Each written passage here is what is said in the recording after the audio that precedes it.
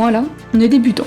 Des gens qui ne savent pas encore dessiner et on a pourtant envie d'apprendre. Il faut que tu te dises cette phrase métaphoriquement dans ta tête. Alors prends une feuille, de quoi gribouiller et mets-toi à l'aise. Bonjour bande de gens, sur cette chaîne on va évoluer ensemble. Alors je suis pas prof, mais je suis en école d'art pour devenir illustrateur et je vous propose de partager des infos qui pourront vous donner les clés pour évoluer de votre côté. Ce qui va nous intéresser dans cette vidéo, c'est la mentalité du commencement. Comment et pourquoi je commence. Le pourquoi, il est subjectif.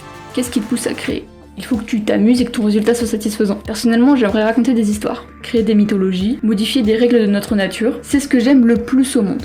Mais peut-être que tu es passionné par un esthétisme, une catharsis, ou pas passionné du tout d'ailleurs. Il faut juste que tu saches pourquoi tu as la volonté d'apprendre le dessin. Que ce soit noble ou pas, ici on jugera personne. Maintenant que tu sais à peu près pourquoi, ou pas, t'es pas obligé de répondre à la question, on peut chercher par où commencer. Là, je suis désolée pour ceux qui voulaient commencer par l'imagination, mais pour former son œil et sa main à dessiner ce que l'on veut, il faut faire de l'observation, c'est-à-dire dessiner des dessins d'après réel. Et d'après photo, ça marche pas parce que c'est déjà une interprétation. Ça, j'y reviendrai peut-être dans une autre vidéo. Après, selon le domaine que vous visez, vous pouvez varier les sujets. Et oui, même si ton monde il est imaginaire, il ne sera que meilleur si tu ajoutes des éléments dans ton monde. En même temps, donc en alternant, il est possible de se renseigner sur les aspects théoriques de nos sujets. Par exemple, la couleur, les nuances, les valeurs, l'anatomie, la perspective, l'histoire.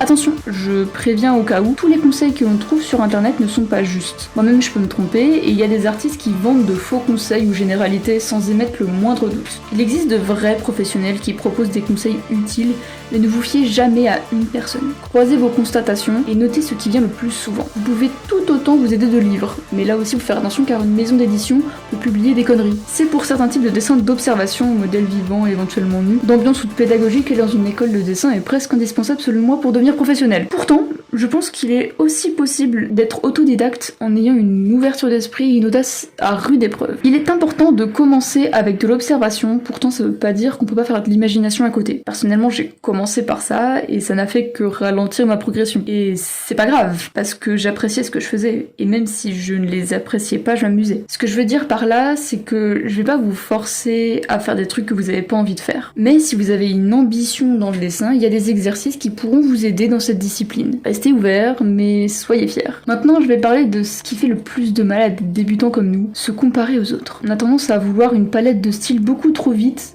à en oublier les bases où là on se situe. On ne comprend pas pourquoi certaines subtilités nous échappent. En commençant, on voit les autres comme de la concurrence, alors qu'en dessin, les arts et toutes disciplines confondues, il faut pas avoir de dégoût pour la réussite des autres. Ça paraît logique, mais on a tendance à un peu l'oublier. Il ne faut pas voir les autres comme des rivaux, mais des inspirations, des collègues. C'est aussi d'ailleurs pour ça que les dessins d'observation sont importants, car c'est grâce à ça qu'on peut identifier les subtilités qu'on ne comprenait pas avant, et ainsi arrêter le légendaire pourquoi lui, elle y arrive et pas moi? Un autre paramètre qui risque de mettre en péril votre carrière d'artiste, c'est au début du premier palier d'amélioration. Ça va être crucial, car on peut le qualifier de ras-le-bol de la discipline. Tu vas stagner et faire une pause est ce qui va te paraître le plus logique. Et tu peux en faire une.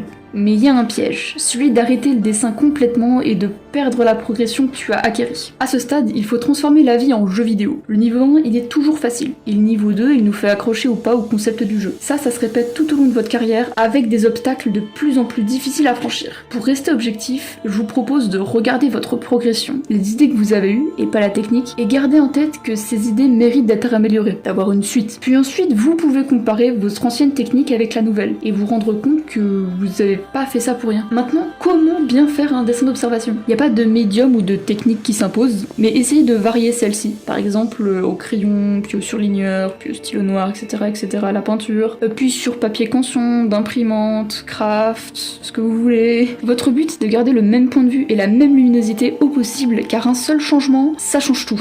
Bien évidemment, un modèle vivant, ça bouge, donc c'est pas grave si c'est pas au millimètre. Et enfin, ne gardez pas votre feuille à plat. Ça fait un peu mal au bras de la tenir quand on est dans la rue ou qu'on n'a pas de chevalet, mais notre résultat n'en est que plus juste. Voilà, je pense que j'ai dit ce que je considère comme le plus important. N'hésitez pas dans les commentaires à ajouter des conseils, vérifiez bien évidemment, et vos expériences. Sur ce, au revoir bande de gens.